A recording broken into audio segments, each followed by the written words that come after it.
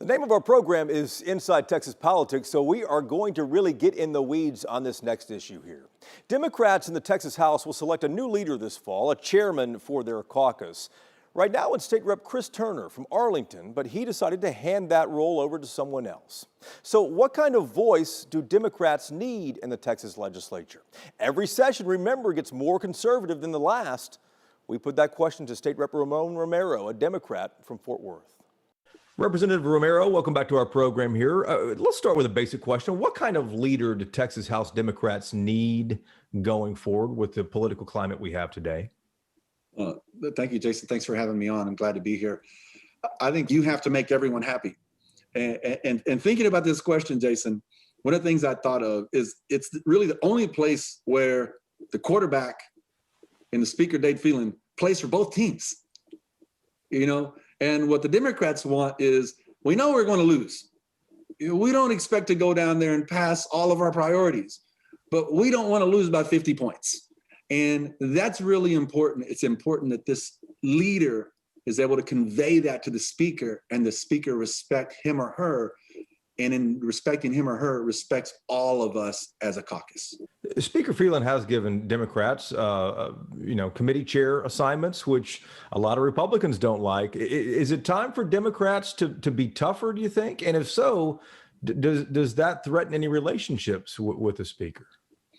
Well, I don't know how members can be tougher in their chair positions. I think ultimately, if you're a Democratic chair, you still work for the speaker. I mean, he appointed you, after all. I beg that whoever gets appointed a Democratic chair would be one that still says, Speaker Phelan, yes, I'll take that leadership position, but don't forget it, I'm a Democrat.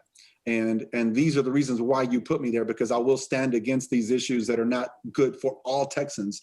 Jason, one of the things that I know, and if you'll just allow me this point, we just went through redistricting. And we packed a lot of brown and black people into some specific districts. That's why we're not as competitive as we should be. So when a Republican Party says we're not going to work with Democrats, the people of Texas have to understand that what they're in essence saying is we're not going to work for any of those districts that those representatives come from. That's a really dangerous place to be. What kind of traits do you think the next caucus chairman needs for Texas House Democrats? He needs to not forget he's a Democrat.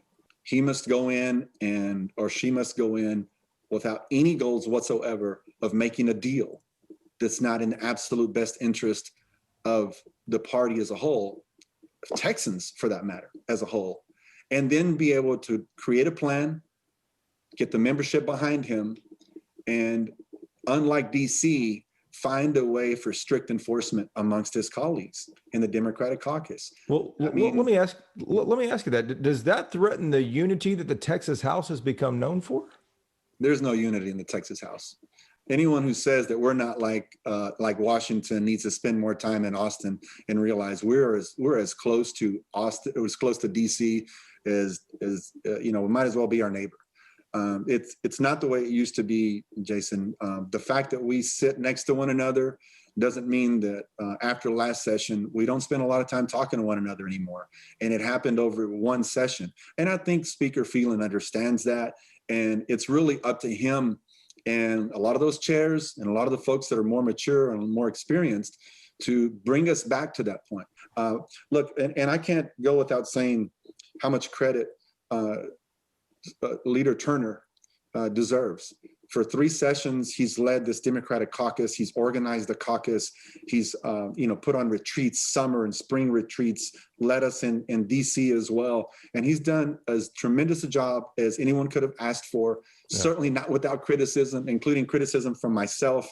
I'm fortunate that I do have the reputation of always telling the truth and being honest, and he respects me for that. So Chris Turner, thank you on behalf of all the Democrats of this state and for all the citizens that you've worked so hard for all the many issues that you're so good at.